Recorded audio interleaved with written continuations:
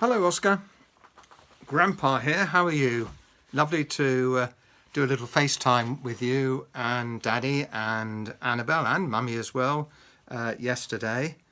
Granny's having a little operation on her knee today, so I'm sure you'll want to send her a love, and Mummy and Daddy can tell you all about that. And that's so that Granny can walk a lot better, but she'll take a little while to have to, she has to do some exercises so she can walk well again. So that's good for Granny, although I think it's hurting her a little bit today, so I'm sure you'll want to send your love. So, what are we going to do today? Whoa, well, it's Zoe's Rescue Zoo again, and it's the Wild Wolf Pup. So, I don't know how this is going to develop, Oscar, but let's just see what happens in Chapter 2, Zoe's Costume Puzzle. Later that afternoon, when Miss Hawkins had taken the rest of Zoe's class back to school to be collected by their mums and dads, Zoe and her mum decided to head to the zoo cafe to have a hot chocolate. Ooh, that's nice. As they walked there, Zoe thought that the zoo was looking really colourful and pretty, with red and orange leaves fluttering down from the trees.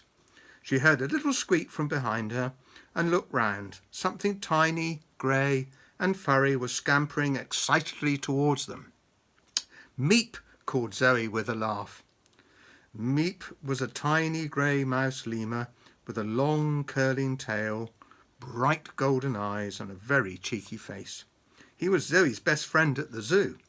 Lucy smiled as Zoe bent down to pick Meep up and give him a cuddle. "Where were you earlier?" she whispered to him so her mum couldn't hear. "I thought you might come and see my class." Zoe had a special secret which nobody else in the whole world knew, not even her mum. She could talk to animals. Whoa, look, Oscar, at the beginning of this chapter, there, look, it's a Halloween pumpkin. So let's see what's going to happen in the story. So Zoe could talk to animals.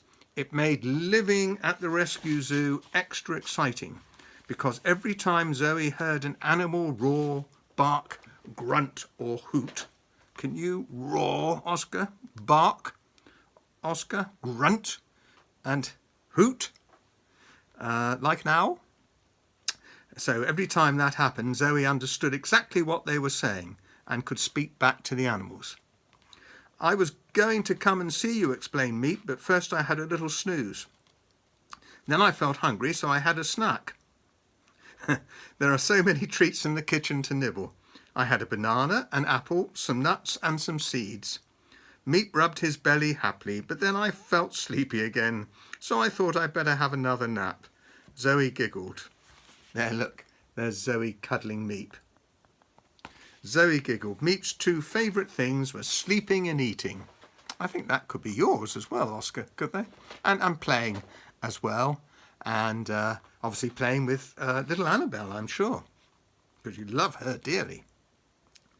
Lucy had stopped to chat to the penguin keeper, so Zoe had a chance to reply.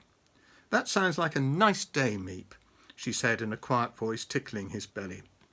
"It's probably just as well you didn't come along anyway. Mr. Pinch turned up and was grumpy with everyone. And you can never resist being extra naughty when he's around."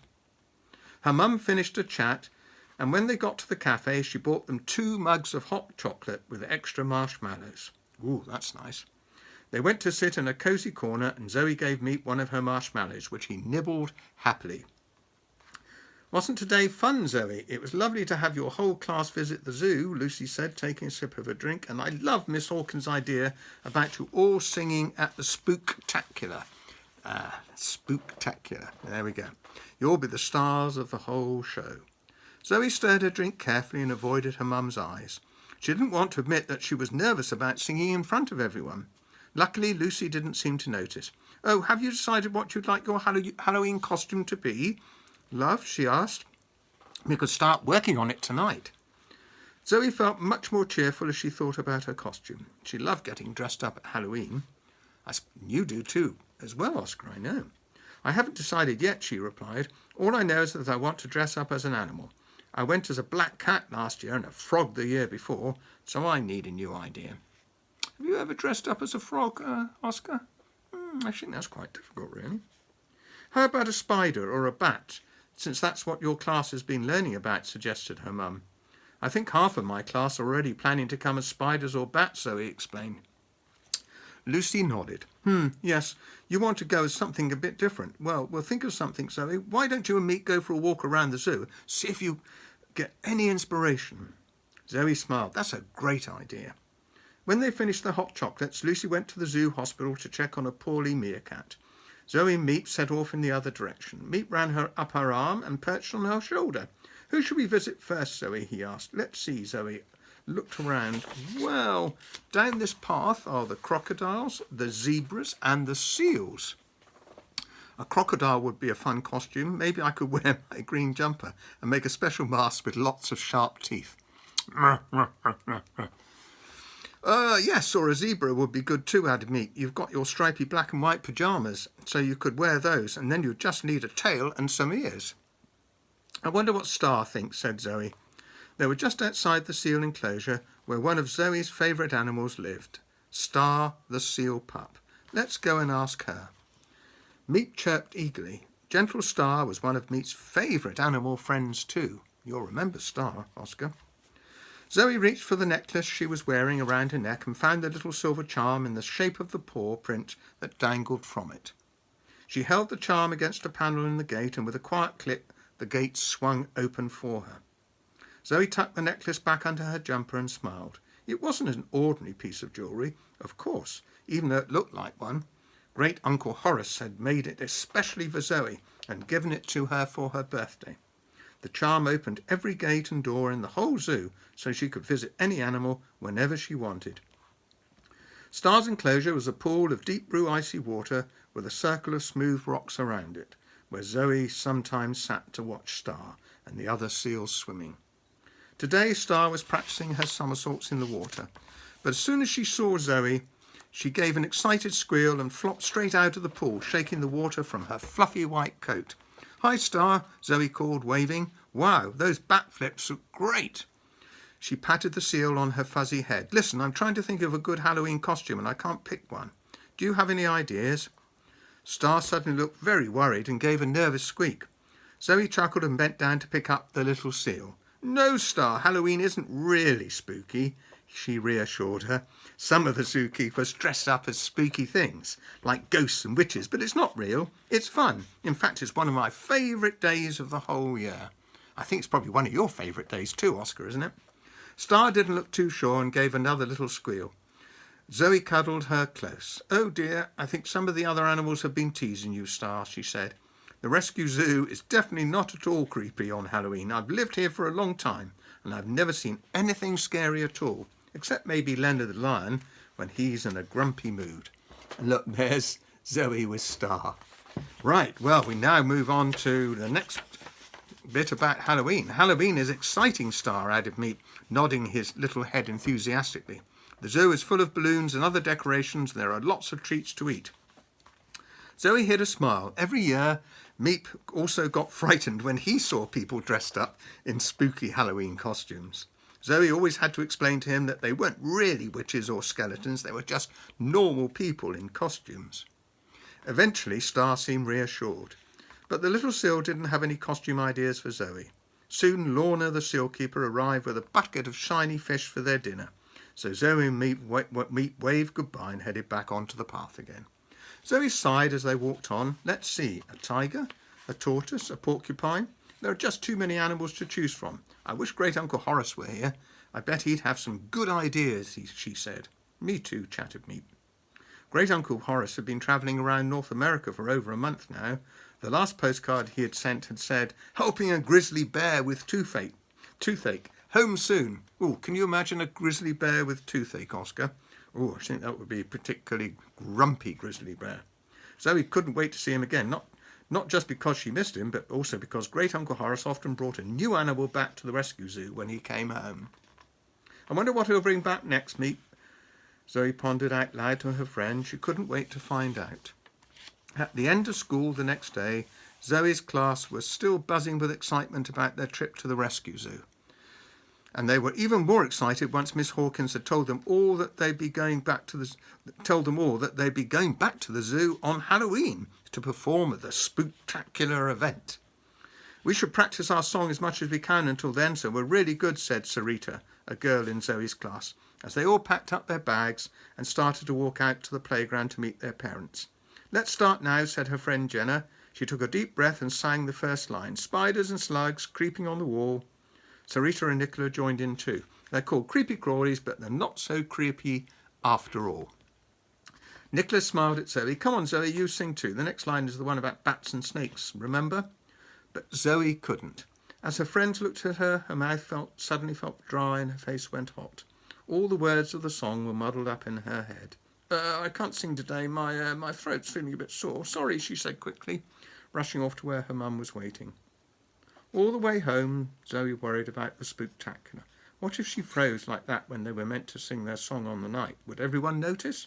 I could pretend to feel poorly so I don't have to sing, she thought, but then Mum will make me stay in bed and I'll miss the rest of the spooktacular as well. When they got back to the rescue zoo, Meep was waiting for them at the gate. Zoe was about to head straight for the cottage, but Lucy said, "I need to go over to Higgins Hall to check on a pelican. Do you want to come along?" Zoe said yes straight away. A visit to Higgins Hall always made her feel better. It was the huge old manor house that sat on a hill overlooking the zoo, and it had belonged to Great Uncle Horace's family for over 100 years. Do you know what 100 years is like, Oscar? It's a long time. It had once been very grand, but when Great Uncle Horace had created the rescue zoo, he decided to turn almost all of its rooms into homes for different animals. He had just kept one attic room for himself and Kiki, his hyacinth macaw, to live in when they were at home. But as they got close to the hall, Zoe noticed something odd. "What's that?" she said, frowning. There was a strange flickering orange light in one of the windows of Higgins Hall, and as they got closer, she realised it was a Halloween pumpkin wearing a spooky grin. "Mum, did you put that pumpkin there?" Lucy frowned. "No, I didn't." "How strange," she said. "And look, there are cobwebs all over the front door. They weren't there when I walked past earlier." "Oh!" Zoe and Lucy froze as a howling sound came from inside the hall. Meep squeaked in terror and leapt straight into Zoe's arms. Zoe cuddled him, but she felt quite scared too. What was making that noise? As Lucy reached out a hand to the cobwebby door, they heard a deep, booming voice cry, "Who's there?" And both Lucy and Zoe gasped as the door of Higgins Hall burst open. Chapter 3, Howling at Higgins Hall. Ooh, look at that. There's some pumpkins. Zoe stared for a moment at the figure standing in the doorway, then she breathed a sigh of relief. Her face broke into a grin and she rushed forward. "Great Uncle Horace," she cried, jumping into his arms to give him a big hug. "It's you." "Wow, what a lovely surprise," said Lucy. "We didn't know you were back." Great Uncle Horace chuckled. He was wearing an orange jumper with a pumpkin on the front, and his untidy white hair looked even wilder than usual. His hyacinth macaw Kiki was perched on his shoulders, preening her beautiful blue feathers. "I hope I didn't startle you," he told them. "I just love Halloween and I couldn't wait to start decorating the hall. I got back to the rescue zoo about an hour ago from a wonderful trip to North America, where I got awfully used to taking taxis, so I did the same thing when I arrived back here. And the first thing I did when I got home was to fetch the box of Halloween decorations from the attic, and put my special jumper on, of course." "So you put the pumpkin in the window and the cobwebs on the door?" asked Zoe. "Yes, that was me," said Great Uncle Horace. "Don't they look splendid?" Zoe returned his smile, but she was still a little confused. "But what about that strange noise we could hear?" she asked. "Surely that was you as well?" Great Uncle Horace only smiled mysteriously in response and said, "All in good time, my dear. Now why don't you come inside and see the rest of the decorations?" They all stepped inside, and Zoe had to swallow her laughter as she looked around the entrance hall. Whoa! I think, Oscar, that's enough for one day, but I think next time, I think you're going to meet the Wild Wolf Pup. I think Great Uncle Horace has a Wild Wolf Pup at Higgins Hall, don't you? I think that's what's going to happen. So definitely we're going to meet the Wild Wolf Pup next time. And you can see, because there's a little picture of the Wild Wolf Pup. So we're going to meet him soon. absolutely next week when I read to you again. So, lots of love from Grandpa and from Granny to you and Annabelle and Mummy and Daddy. Have a lovely Labour Day holiday tomorrow, and I'll be seeing you soon, I'm sure. Lots of love. Bye.